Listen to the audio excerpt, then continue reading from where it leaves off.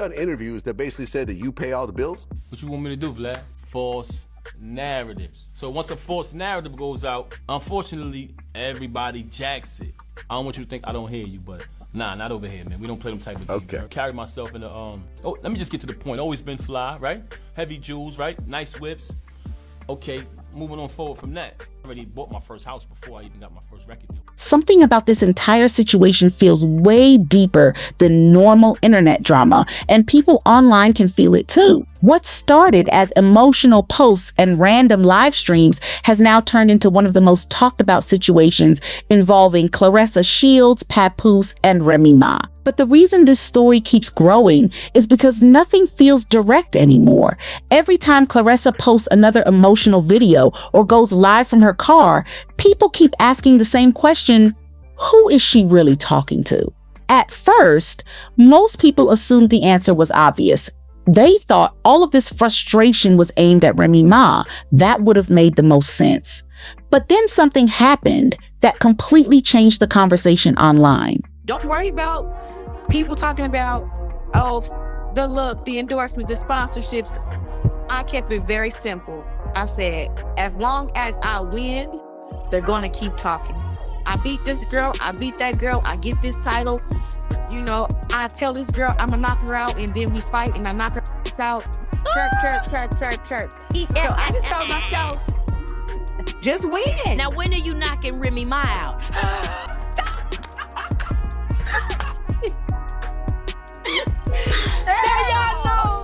Y'all know I had to bring that up, okay? Because the girls was tussling over the internet. I didn't know if she was gonna get knocked out. I was scared. The internet is not a real place to be. Like, what? Oh my.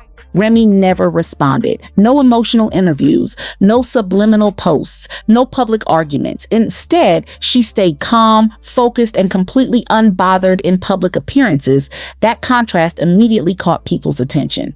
While Claressa appeared emotional online, Remy looked polished, controlled, and focused on her future. She talked about business, networking, and new opportunities, while acting like the situation didn't even exist. And once people noticed that imbalance, the internet started looking at everything differently. Suddenly, people stopped asking if Claressa was talking about Remy and started wondering if this entire situation was actually about Papoose instead. As the situation grew, viewers started analyzing everything Claressa posted. Her tone, her body language, even the timing of her videos became part of the conversation. Something serious, okay? He deserved every diss anybody gives to his ass. I mean that. He deserved every diss. Every diss that he deserved it. For real. Yeah. It's time to get in the booth, buddy. Everybody done dissed you. It's time to get in the booth. She got hit by all 5 guys and didn't even bring a burger back. Some people felt her energy looked less like confidence and more like frustration. Others believed it seemed like someone trying to get the attention of a person who simply wasn't responding anymore.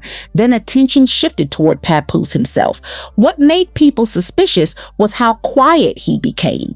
Normally, he has always been seen as protective and outspoken, especially when it comes to public situations. But this time, he stayed distant. And things became even more intense after Claressa made comments involving both 50 Cent and Papoose. Online, many viewers believed those comments felt intentional. Then came the interview that completely changed public perception. Papoose finally addressed the rumors surrounding his connection with Claressa. Even entertain this, but the fact that you mentioned my children, I'm not letting that ride. Since this whole situation happened, everybody know I never said nothing. The only time I said something was the last time when she tried to clout chase with the whole fake thing she probably put on Instagram before. But ever since this transpired, I never opened my mouth, never said nothing, because that's not my style. And also, I would never want to disrespect her. You know what I mean? Actions speak way louder than words. Initially, when it transpired, which was 2022, when she started dealing with the lane. But that wasn't the first time I caught her cheating. I've caught her cheating numerous times since she been home. With the lame, the reason, but hold on, let's get to the point. We're gonna get to the lame later. You had the audacity to mention my child, and you had the audacity to mention me not seeing my daughter, when ever since I left, she has not allowed me to see my daughter. She's been straight miserable. I'm gonna say it again. All men out there who ever been through this type of situation, you know how it gets when you're dealing with a miserable individual. She did not allow me to see my daughter since this first transpired at the end of last year. I try to be intimate. I'm keeping it 100 with you. I try to be intimate with her, and she came into bed with me. She slipped out of it. You know what I'm saying? I'm like, oh, okay. After she do that, she go back to sleep in the room with homegirl this particular night. I said, something is fishy here. I said, I ain't no rocket scientist, but this ain't adding up. You feel me? So I said, damn, something wrong, something ain't right here. So one time I had to go do something. I had to go handle some business. So I go handle business. I come back in the crib. It's a big ass crib, and they got like a long walkway to get to our bedroom. It's like a long walkway, and then on the other side is the other rooms. So I come in the crib. As soon as I walk in, I look down towards our bedroom. I see my daughter in our room by herself. I said, yo, what the heck? Where the hell she at? So I go up the other side. He lying. I'll tell you this, it's a big crib, so it's a long walkway. I go to the other side. I go in the room. She in the bed. I don't see homegirl though. It's like she booked it or something when I came. But I see a whole plate, peanuts, cashew, all these type of raisins all laid out. But my daughter in the room by herself. So I said, yo. But what shocked viewers wasn't what he said. It was what he didn't say. People expected a strong public defense or some major declaration. But instead, many felt like he created distance between himself and the situation. The moment that really fueled speculation came later when Claressa was directly asked if she was single. That clip instantly went viral because viewers felt her reaction sounded defensive instead of confident. And from that point forward, every emotional live stream and car video started getting viewed through a completely different lens. Out of everything that happened, Claressa's car videos may have become the biggest talking point online. I feel sorry for old girl. Like, I feel sorry for her because I know the circles that's being ran and wrapped around over there. Like, I would cry. I feel bad.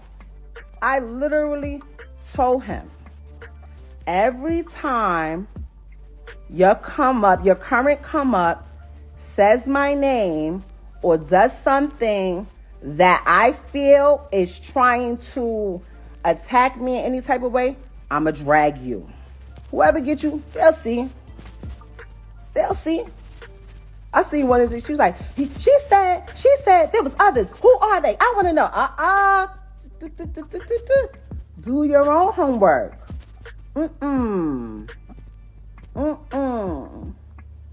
No. Well, why she outed me? Well, why she outed me? Because you loud. And I know he cares about his personal image and what people think. I just don't understand why when every time somebody has something to promote, talk about that. Talk about whatever your endeavor is that you have coming up. It's so easy. It is so, the same publicists that y'all use to push stories out, that's the same publicist that before you walk into the room, you say, hey, anything about Ram, anything about this, I don't want to talk about that. Oh, if that was my friend, I would be like, girl, you just turned 30 years old. You are a world champion. You are accomplished. You have made it from out the ghetto, from the slums, from the depths of Flint, Michigan. You don't got no kids. You have your whole life ahead of you. Why are you attaching yourself to this 47-year-old man that doesn't have anything going, has no career, no job, no income, except for the income that he's claiming off of you, your percentage, because he's your manager? Got you out here talking, looking crazy. He's the one that don't want to sign, don't want to get his stuff out his ex house. Doesn't be there for his child. that he begged for, but telling you he wants another one. All of our other kids, they're grown. They're the same age as your girl. You know, they're the same age. DJ was born in 95. She was born in 96. So I know how to deal with people of this age.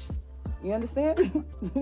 In those clips, she passionately talked about women pretending to have perfect lives filled with beauty, success, wealth, and happiness. But viewers couldn't figure out exactly who she was talking about. And eventually, the internet came to a surprising conclusion.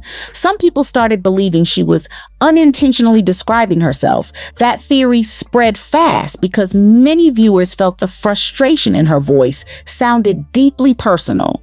Instead of sounding like someone confidently calling another person out, it started sounding like someone battling disappointment in real time. At the same time, every public appearance from Remy Ma continued making the contrast even stronger.